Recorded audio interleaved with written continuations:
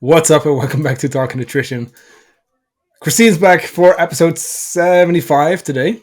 I want to talk about muscle gain, fat loss, how you can achieve it at the same time, or if you can achieve it at the same time. We'll see. Depends, as always. Yeah. But first, Christine, do you have any updates? What's up? Not really, actually. Just working away. No I feel real like big that's like the updates on typical my end. answer. Yeah. Yeah. What about you? Same, to be honest with you. Right now, it's like it's working season again, you know? Now, I had a chat with potential second coach, which I'm very much looking forward to. Follow up tomorrow. So a lot of good stuff. A lot of good stuff. So it's been eventful couple of weeks. Nice. What are you really looking for in a coach? Do you have like specific things you're looking for or I mean, I got a few applications, like 5, but like 3 pretty much. I mean, one person, I'm like, well, no. yeah. Just because I know how they act on social media, and it's like it's not helpful. You know what I mean? It's not helpful at all. It's almost like anyway, let's not get into it. Just didn't resonate at all. Other people, I think I got 3 who just got certified basically, or had like a year-ish experience, which is cool. But currently, I'm not looking for someone who's like completely new. You know what I mean? When I have someone who Yeah. has a little bit of experience, a couple of years, good transformations, someone who is willing to also get out there and actually help people on social media. Like, I don't give a fuck about like how big your following is, you know? But like I do see, and this is something, maybe it could even be like a podcast episode, but I had a talk with one of the other candidates about this. I'm like, because he was talking about like how certain, influencers are just, posting like ab pictures and butt pictures. And yeah, that's true. But I told him too, like, as much as I also don't agree with that approach, kind of like of just getting likes and shit, at least they are fucking posting and they are doing the Yeah. thing that requires them to get that reach. What if the people who just actually knew their shit would go out of their way and get uncomfortable on camera to help people, right? Like, what if we step it up? I think more people would be, helped. So that's kind of Yeah. like what I'm looking for. It's obviously at least a couple of years of experience, good transformations under the belt, you know, preferably in Norway currently for my first coach when I have them in Norway. And other than that, just willing to grow, being willing to grow, both as a coach, right, in their own fitness journey, and right, just being a nice person too, you know. Yeah, I found like so when I was looking for a coach, I actually wanted someone, yes, they needed experience, but I also wanted to be able to bring them up in a way of how I do things. And like, obviously, they had to align with what I was doing right from the bat. And obviously, that's important. But I also like the idea of not having someone who had been in it for like 10 years and had all their own thought processes and stuff. True. Like, I really wanted to be able to like also teach that person. Um, so that was definitely one thing I looked for.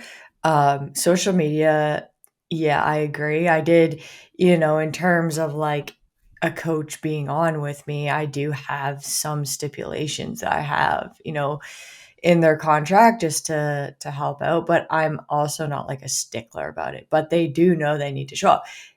And on my end, if they bring in the referral, they make more money. So that's, something that kind of it's like it gets them to post, right? So Yeah, I will be big on that, and it will be a requirement, even if it's just for clients, right? Even if it's just for our own clients. yeah, totally. But also Like want to in set your up the in your same way. community space. Yeah, online, right? Just how we do the podcast. Like, we get new Yep. listeners a lot, and especially recently. But like, hey, even if our clients are listening and learning something every week, like that's what matters most. You know what I mean? And then Yep. of course we can help other people in the meantime too. Sorry, my voice is still a little rough from like post COVID shit. I can actually breathe again now, but like I'm still a little, coughing here and there. No, but it's Mhm. exciting. I have someone like I had someone, but they bailed. And then the person I'm talking to now, like tomorrow we have a follow up call. Like it's looking good. Definitely very aligned in terms of like our approaches. Just clicked. Good Good. person, willing to grow, right? Knows their shit, and yeah, a Love couple it. of years of coaching, and not necessarily like the 10 year, like you said, Yeah, yeah. So that Love being it. said, That's great. let's get into today's episode topic. It's basically three questions that I got, two through Instagram and one in our community space, where I figured let's kind of like lump them together and make an episode of it, because I still see a lot of people chase two rabbits at once, right? The muscle gain, the fat loss. So let's actually start there. Do you want to explain anything like before heading into it? You just want to start with the questions? Let's just start. Yeah, Cool. We'll take the first one. sure. Cool. So, from Civ, how to balance the macros in the meals when the goal is to build muscle and get leaner at the same time. Um,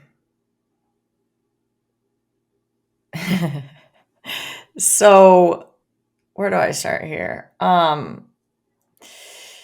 So when we're trying, it's not that you can't build muscle and lose fat at the same time. I have seen it. It's more so in people who are, they've got, they don't have like a big long training age is what we call it basically.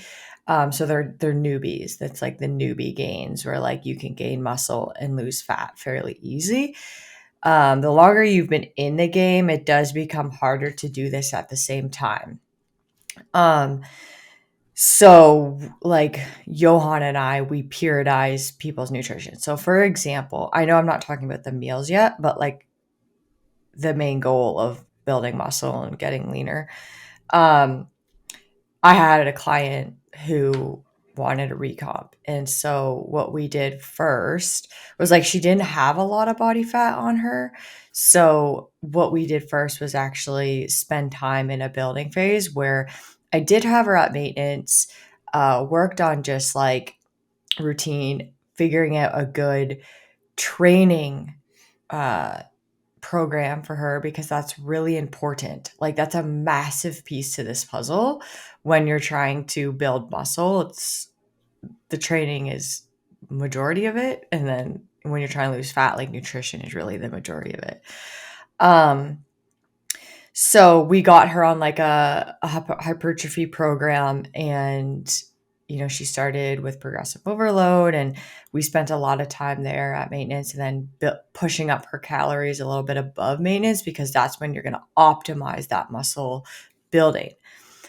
Once, we were there, we saw some good progress, then we went into a cut. And this is where that muscle that you build in the surplus shows through, right? And this is when you get that like muscly toned look. So we build that out in different phases in terms of how to balance macros.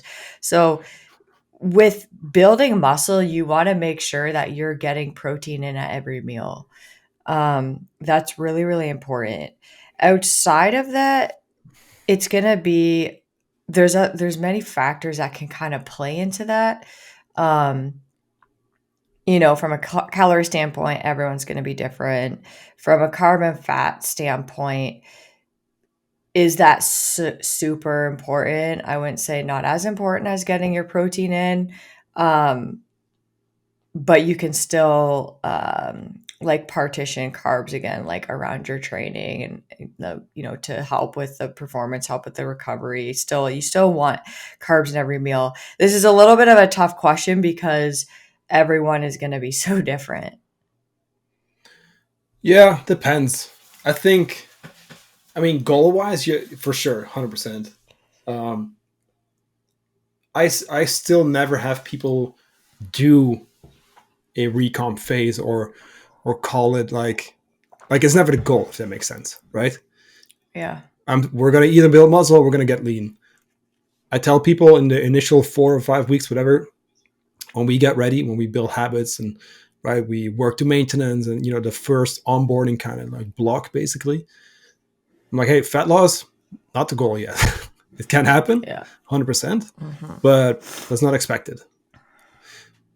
People tend to Yep. lose fat once we dial in protein, once we get lifting, those kind of things. And yes, they can also actually build muscle and lose fat at the same time. I just tell people like, hey, we're not gonna like that's not even the expectation here. Muscle gain a little bit, yeah. Like I want you to be lifting weights and eating enough. That can happen, but either way, we're always going to periodize it, like you said. We're going to build that muscle, which is a great way to start, at least for most people who don't have a whole lot to lose. And now let's cut, let's reveal, and you're going to see so much more because there's a whole lot of stuff now about like gaintaining. I've heard, and like like people get fancy What? with like terms. Yeah, exactly. That's what it's basically gaining muscle at maintenance, something like that, and going super slow. I don't Mm. know. Anyway, it's cool, but we need to understand where we're at, right? And most people, whether they are experienced or not, are not going to see enough results to be excited about it and just stick Yeah. to it because it takes a long fucking time.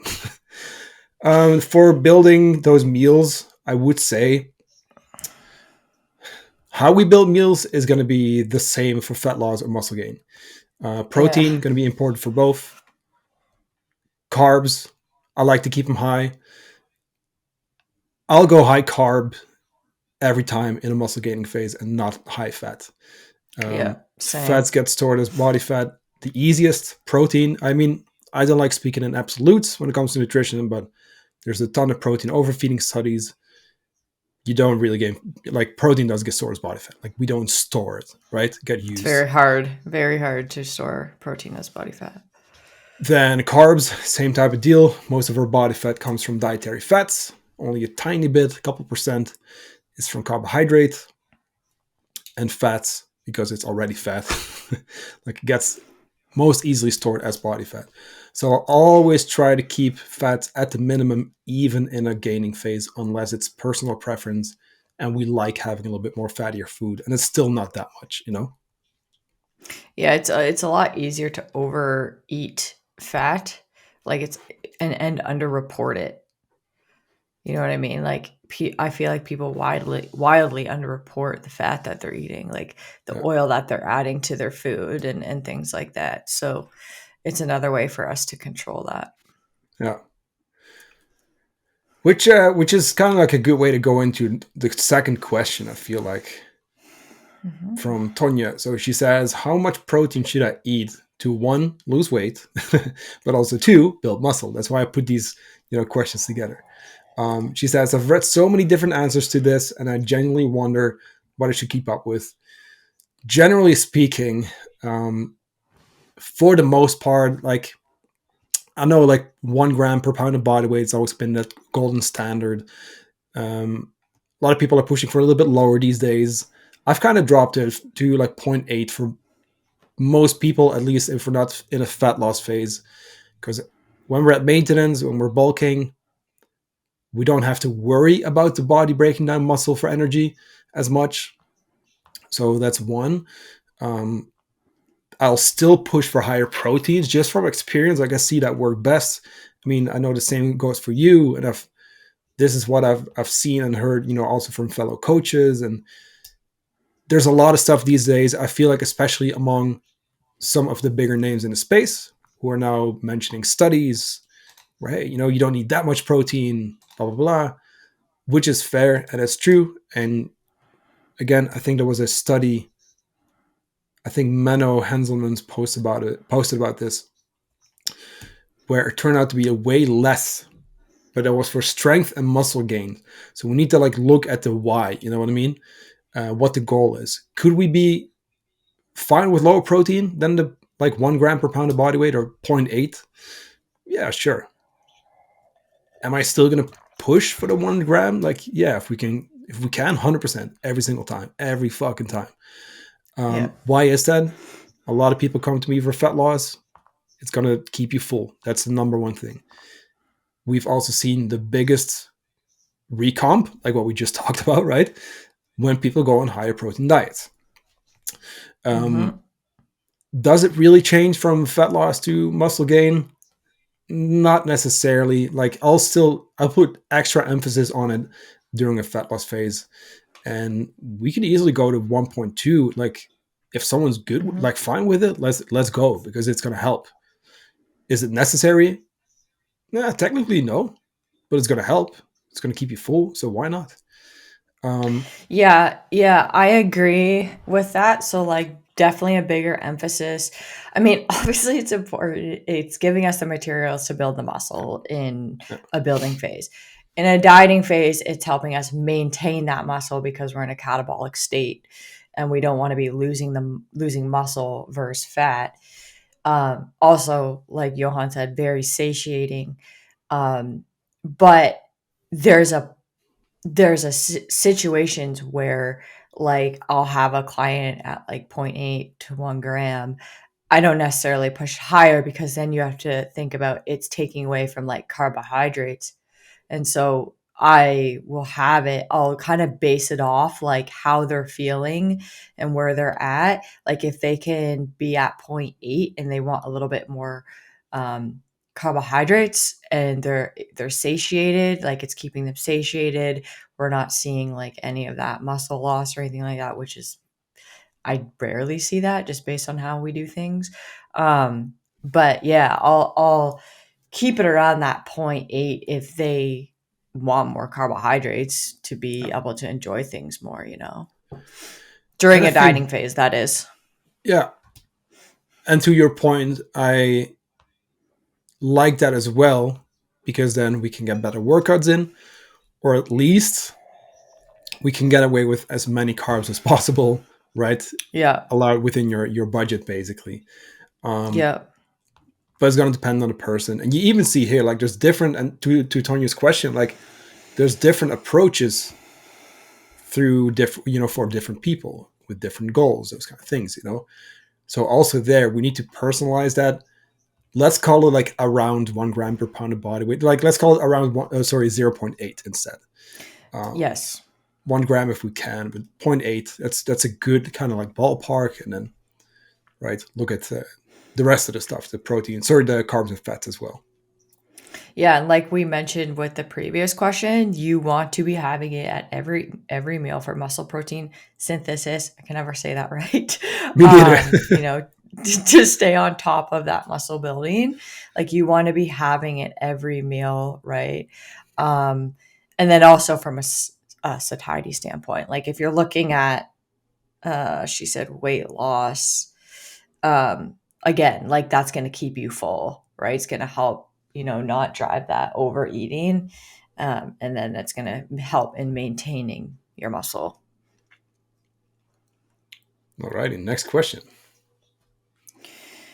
Do you recommend more weight and less reps or less weight and more reps for weight loss? And what if you want to build muscle? Um, so again, like from a weight loss standpoint, it's not really gonna be about the training and the rep ranges and whatnot. It's going to be more so the nutrition side of things. When it comes to muscle building, like hypertrophy, again, like people would always say it's between like the 8 and 10 rep, but it can be like 6 to 15. Like there's like a wide range, and we'd more so be wanting to focus on like RPE, like your RPE or your RIR, so reps in reserve, and training like at that RIR 2 or RPE 8, right? Just kind of shy of failure, like really pushing yourself there. Like that's where you're gonna find muscle building. It's there's no just like, oh, it's 8 to 10 reps and it's 3 sets, right? It could be anywhere in this range, but your effort really matters. Like that's what really matters most. And then the weight loss, again, could still be hypertrophy rep ranges, but you're going to see the weight loss from the nutrition side, because this is where you see people that are constantly training, and their body doesn't change, it's because they don't have the nutrition side of things dialed in, right? Um, so it's not necessarily like more weight, less reps, or less weight and more reps. Like that doesn't mean anything in weight loss. No, it's that's my whole. Anytime I see like fat burning workouts, I'm like Yeah. I cringe. It's There's no, like, yeah, it's like there's no such thing as like fat burning exercises or, things like that. So, I mean, fat burning technically, yes, but not fat loss, and that's the thing. yeah, yeah, People, that's what they're confusing it. Yes. yeah, but that's purposely done to get you to get the fat burning workouts, right? Mm-hmm. Um, it just doesn't work that way. You know what I mean? It's like, what zone should I be in to be burning body fat? It's like, this is why, right? We need to just get very clear when we put out content, and not Yeah. mislead people, right? Right. Yep. Um, I will say, to the question in terms of muscle gain, it does matter. Um, First, if Yes. at least if you look at strength versus muscle gain, so that's maybe not completely related to this question, but I did want to bring it up. Um, if you want to get a little bit more on the training side of things with this question, with like muscle and strength, typically, if you want to really get stronger, you would be lifting slightly lower reps, heavier weight, and then for Yes. hypertrophy, like higher reps, lower weight. But like you said, it's, yes, you always see like the 10, 12, or 15 range, but it's such a big range. you know It is a big range. Yeah. It's not just like we typically hear it's like 8 to 10, but it could be 15, yeah, so it's, yeah, it's bigger than we think. I think this is another thing with content on social media. There's more and more people now who really know their shit with training and all that, which is great. um, there's more people who do it as a hobby who actually really know their shit compared to, right, most people, Mm-hmm. compared to before also. But what we also need to understand is the difference between someone who is maybe, right, single digits body fat, who has trained for a long time, close to failure, knows their shit, right? There's a difference between that person and someone who's just getting into training. You know what I mean? Mm-hmm. Who maybe doesn't have to worry about specific rep ranges or whatever it may be, or specific periodization blocks or mesocycles, whatever it is. They just need to get into the gym. You know what I mean? And I Yeah. do see a lot of Yeah. confusion there. And those are the newbie gains. They can really Yeah, do anything and they'll start gaining muscle. Like they don't have to yeah, worry so much. yeah. And then it slows down with the years. It becomes more It and more difficult to does. build that muscle. Yeah. More difficult and harder to maintain. And that's why as you age, protein becomes more and more important for you. It increases as you age. And we see people decreasing it. Yeah, Right. And so we're backwards with that. So you really, as you age, your protein needs increase because your ability to maintain muscle um, is harder, becomes harder. 100%. Yeah, which I think, at least for me, like that's even one of the reasons why we should be pushing for at least slightly higher protein. Kind of depends on the Hmm. person and the age and stuff, but I do bring this up a lot recently. At least it's like, we initially start this fitness journey for our own good, right? Like, we want to do this. Like, I want to Hmm. build the muscle, I want to look leaner, whatever it is, I want to get healthier. Yes, true. But we're also, first of all, setting the example for our family members, maybe kids, friends, maybe. And we're laying that foundation, right, for when we are, I don't know, 60, 70, 80. You don't want to be 100%. like that old, like, fragile lady, right? Like, you want to, Right. like, still be able to run around and get up, right, when you fall down or whatever it is, pick up the, grandkids, or jump around, like, do fun shit, go hunting. You know what I mean? Like, still be able Exactly. to do shit and not be Hmm. that person who needs to be in a wheelchair all the time. And let's be honest, of course, anything can happen, but like, it can happen. but we're also laying that foundation for then. So let's maybe already create that habit of, hey, we're going to eat that higher protein diet. We're going to be lifting weights. Hey, maybe even if we don't really love lifting weights, let's just do it for that reason, right? Yep. I think that is also worth doing. So anyway, So just from like a relatability standpoint, so I spent over a decade of my life lifting and building muscle, right? And competing and all of that. And I'm in this season of my life right now where I don't feel like lifting. It's a really weird time. And so, like, I'm leaning into that in the sense of like, I am doing other things to keep me moving on a daily basis, but I'm also lifting because I know how important it is for me now, but for the future. And what I just said, like, it's only going to get harder for me to maintain the muscle. And if I'm starting to lose it now, like, that's a problem, right? So I'm doing what I don't want to do for my future self. And that's something that is so important. I mean, in so many different aspects of our lives. But speaking on, lifting and what you just said, that made me think about that. I'm like, right now, I'm just not into this lifting thing, but I'm doing it because it's so beneficial for my health presently and in the future. that's even the main reason people have a slower metabolism when they age. It's not the actual Mm-hmm. age. It's that. Mm-mm. It's you're not eating enough protein. You're not building muscle. You're not maintaining muscle. You're not lifting weights. Plus, you're sitting down all fucking day. Mhm. What is it? Like the research shows it potentially starts to slow down after 60. 60, 65, yeah, but between 20 and 60, when compensated for lean mass, etc., it stays the same. Yeah. Hmm. Or compensated, like adjusted, whatever the term is. You know what I mean? Corrected. Yeah, I don't yeah. know. I'm still European. I can get away with bad English sometimes.